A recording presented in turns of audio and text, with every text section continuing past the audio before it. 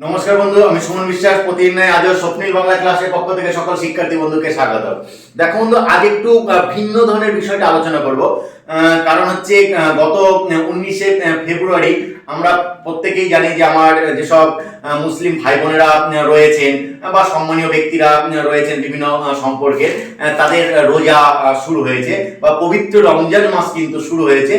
বিভিন্ন অনলাইন শিক্ষার্থী বন্ধু এটা আমার কাছে জানতে চেয়েছে, স্যার বিষয়টা যদি আমাকে একটু খুলে বলেন।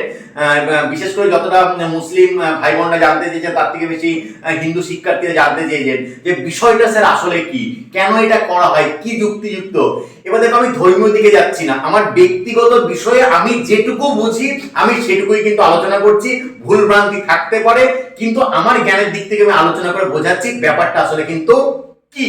এবার তুমি জানো, তোমরা প্রত্যেকেই জানো যে আমার আলোচনার বিষয় কিন্তু মানব, যেখানে মানবগতা মানে মানবিক দিকটা, মনুষ্যবোধটা প্রাধান্য পায়, আমি সেই বিষয়গুলো কিন্তু আলোচনা করি। অর্থাৎ ধর্মের মধ্যে যেখানে মান এবং হুঁশ রয়েছে, যেখানে মানবতা প্রাধান্য পায়, হিউম্যানিটির গুরুত্ব রয়েছে, আমি সেই দিকগুলো কিন্তু আলোচনা করি। তাই আজকে টপিকের নাম রেখেছি রোজা আসলে কি।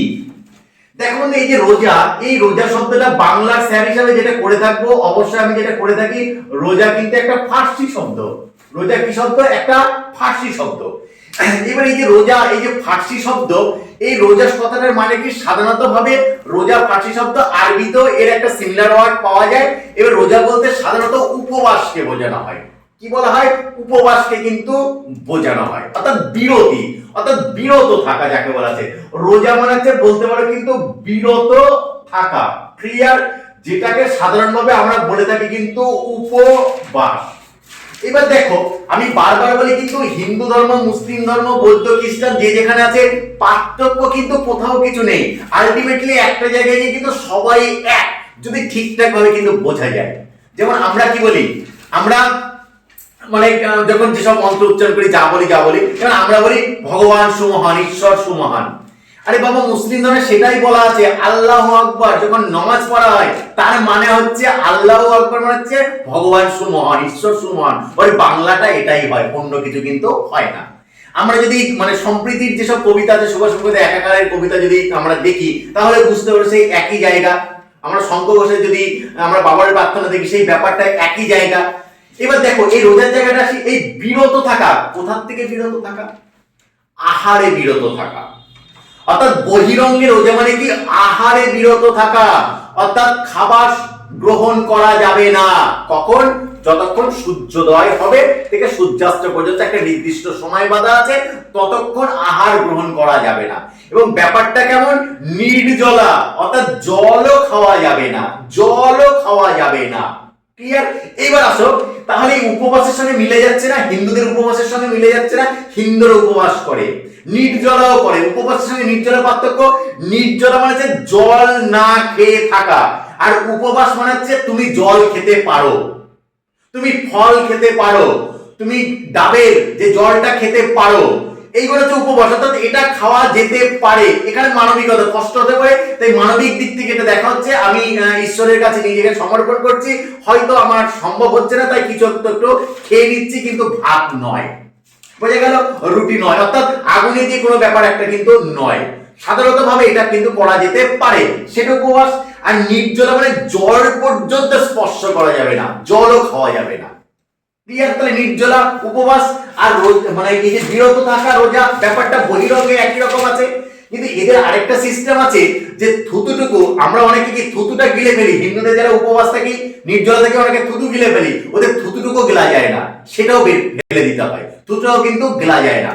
এবং দেখো, ওরা কঠোর পরিশ্রম, সারাদিন কিন্তু কাজ করে মাঠে ঘাটে, তবুও কিন্তু জল স্পর্শ করে না। তাই নিশ্চয়ই কোনো একটা পাওয়ার প্রত্যেকটা শরীরের মধ্যে কিন্তু উপরওয়ালা কিন্তু দিয়ে দিয়েছেন, প্রত্যেকে আমরা কাজে লাগাতে পারলে কিন্তু সেটা হলো। তাহলে বহিরঙ্গে রোজা মানে কি বললাম? বিরত থাকা। কিসে বিরত থাকা?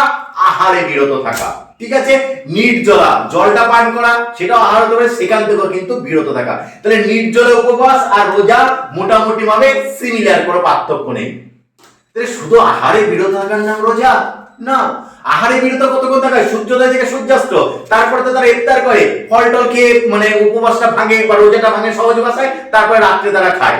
ক্লিয়ার? ইচ্ছে করছে মতন খায়। আমি সেদিকে যাচ্ছি না, আমি রোজার বিষয়টার দিকে যাচ্ছি, উপবাসের দিকে যাচ্ছি। তাই বহিরঙ্গে আহারে বিরত থাকাকে রোজা বলবো না বন্ধু। এর অন্তরঙ্গ মিনিংটা খুঁজতে হবে। অন্তরঙ্গ মিনিংটা কোথায়? আমাদের যে মানুষ পঞ্চেন্দ্রিয়, চক্ষু, কর্ণ, নাসিকা, জিহ্বা, ত্বক, এই যে পঞ্চ ইন্দ্রিয়কে বিরত রাখতে হবে।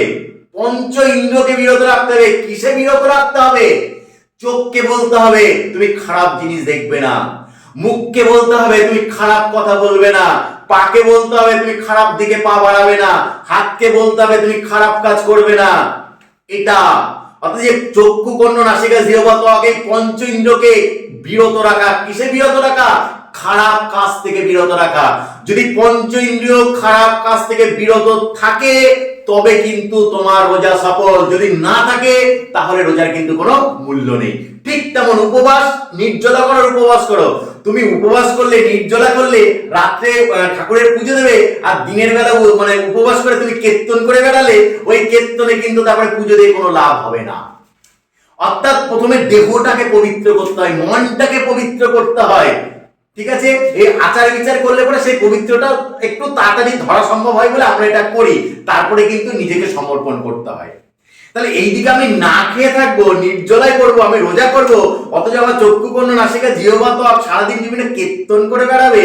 আমি একটু ইনসাল্ট করতে বলছি। কীর্তনকে কীর্তন, ইনসাল্ট মানে কি? অর্থাৎ খারাপ কাজ, খারাপ কাজে বিরত থাকবে, তাহলে সেই রোজার কিন্তু কোনো মূল্য নেই। এটা আমার কথা নয়, স্বয়ং হযরত মুহাম্মদ বলছেন যে শুধু আমরা এই যে রোজা পালন করবো, আহারে বিরত থাকবো, তার কোনো দাম নেই যদি না আমরা আমাদের পঞ্চেন্দ্রিয়কে কন্ট্রোল করতে পারি, অর্থাৎ সঠিক কাজে লাগাতে পারি। আমি রোজা রাখলাম, মিথ্যা কথা বললাম, সেই রোজার কোনো মূল্য নেই। আমি রোজা রাখলাম, চোখে সারাক্ষণ ভুলভাল জিনিস দেখে বেড়ালাম। আমি জানি তোমরা কি কি ভুলভাল জিনিস বুঝতে চেয়েছো, দেখতে চেয়েছো, তোমরা দেখো, সেখান থেকে বিরত থাকতে হবে। ওই ভুলভাল জিনিস দেখলে পরে সেই রোজার কিন্তু কোনো মূল্য নেই। আমি রোজা রাখলাম, আমি হেঁটে হেঁটে পায়ে সারাক্ষণ খারাপ দিক যেটা, অর্থাৎ খারাপ পথ যেটা, সেই পথে গমন করলাম, কোনো মূল্য নেই। আমি চুরি করলাম, আমি ছাঁচড়ামি করলাম, আমি বদমাইশি করলাম, আমি মারামারি করলাম, আমি ঝগড়া করলাম, সেই রোজার কোনো মূল্য নেই। তুমি যতই নির্জলা থাকো, যতই সকাল থেকে সন্ধ্যা পর্যন্ত না খেয়ে থাকো, অর্থাৎ পঞ্চেন্দ্রিয়কে যদি বিরত রাখতে পারো বিভিন্ন খারাপ কাজ থেকে, তবে কিন্তু রোজা সফল। তাহলে ব্যাপারটা এই যে এক মাসে রোজাটা করা হলো কেন? মাস তো 12টা, এক মাস কেন? দেখো, রোজার মাস বলা হয়, এর সঙ্গে একটা কথা আছে, রমজান মাস। একে কি বলা হচ্ছে? রমজান মাস। এটা খেয়াল করবে না, এটা একটা বিশেষণ লাগানো আছে, পবিত্র রমজান। কেন পবিত্র রমজান? অর্থাৎ এই মাসের বিভিন্ন আচার বিচারের মধ্য দিয়ে এই দেহটাকে, এই মনটাকে শুদ্ধ করতে হয়। কোথায় শুদ্ধ?